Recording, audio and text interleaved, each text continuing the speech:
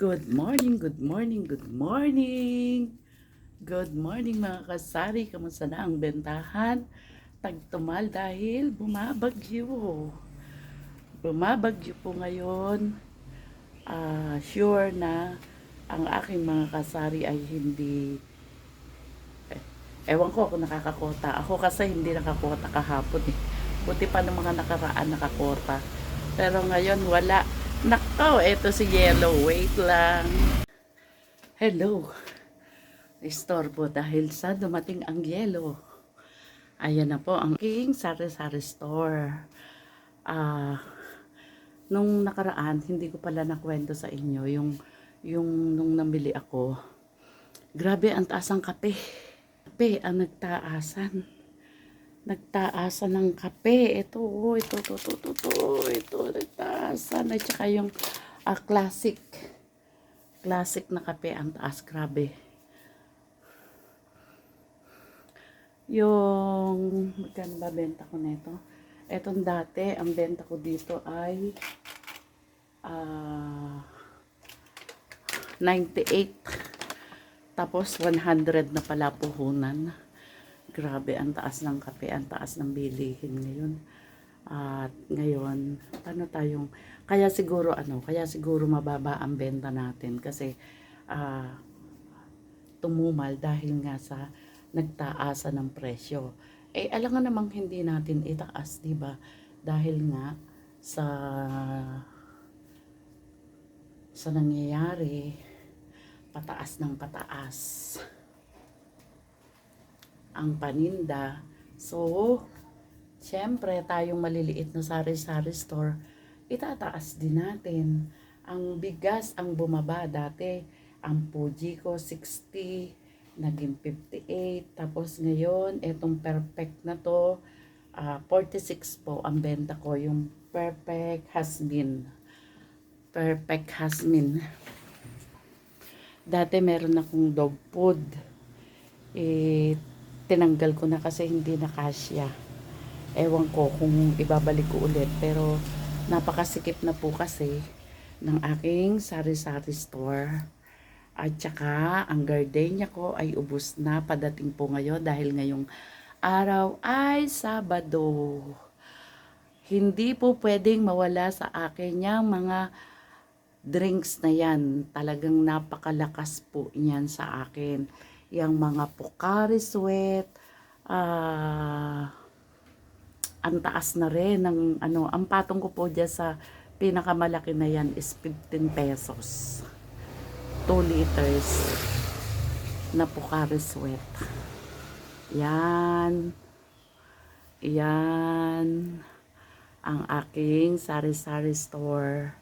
Nagugulat ako sa iba bakit sila ay minsan napakababa. Ayan, dati ang benta ko lang diyan sa Pansit Canton ay 17. Nag-add po ako ng piso kasi talagang hindi na po kaya. Tapos yung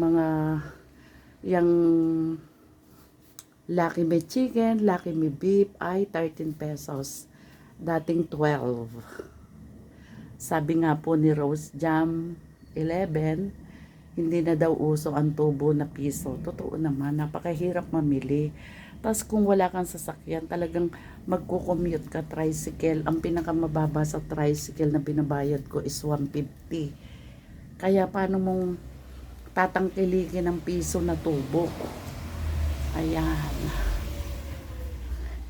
Yung mga mamimili, hindi nila alam yung hirap ng pamimili. Katulad nga po nung isang araw, nung Wednesday, namili ako 3 grocery yung pinuntahan ko kasi yung dati kong pinupuntahan na grocery ay walang Vitamilk, walang Right and Light. Kaya talagang pupunta ka sa QSL para makabili ng mga kailangan. Tapos, ano pa ba yung Cropic Mang Juan, wala din doon sa Top Choice. Kaya pupunta ka sa isa na namang grocery para makakuha ka niyan. Hinahanap po yan. Sa totoo lang, ang tubo lang po dyan is 270. 270 centavos. Kaya dapat pagka kumuha ka niyan, damihan mo na para at least tumubo ka naman kahit na 100. Ayun po ang kwento ng mga sari-sari store owner. Ayan. Sabi ko nga sa inyo, ang aking tindahan, ang aking sari-sari store ay maliit lang. Dati nga, eto lang eh. Eto lang talaga. Eto lang, dito lang, hanggang dito lang. Tapos, eto lang. Tapos, na-move. Ngayon, hindi na siya pwedeng i-move. Ang mangyayari, kung talagang lalaki siya, siksik na siksik lang. Ganun lang ang mangyayari.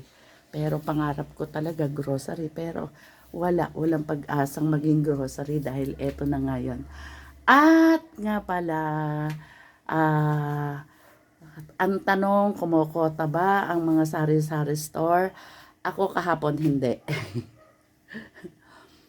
Nung 14, ayun, 14 ba yun? 15. Ang kota ko ay nag-times 3. So, masaya.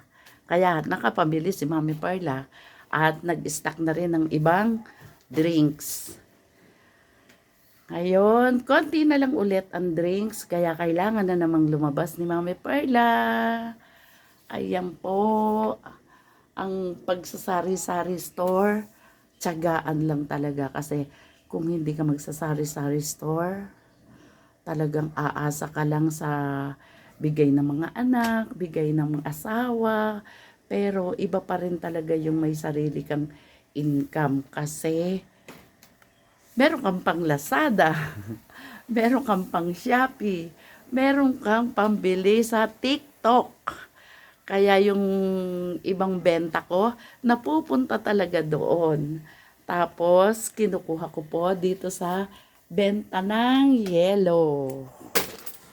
Ngayon po, stop muna ako sa mga Lazada, Shopee, at saka sa TikTok. Gawa ng kailangan nating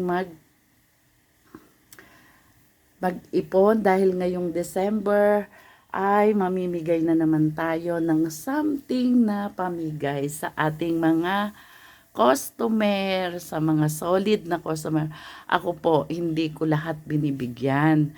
Tinitingnan ko lang po kung sino yung talagang solid na customer sa akin. Yun lang po ang aking binibigyan. Kaya, mga solid na customer, antay-antay lang, darating na naman ang pamigay ni Mami Perla kahit na simpleng bagay lang. Bye! At see you next vlog ulit. Bye-bye!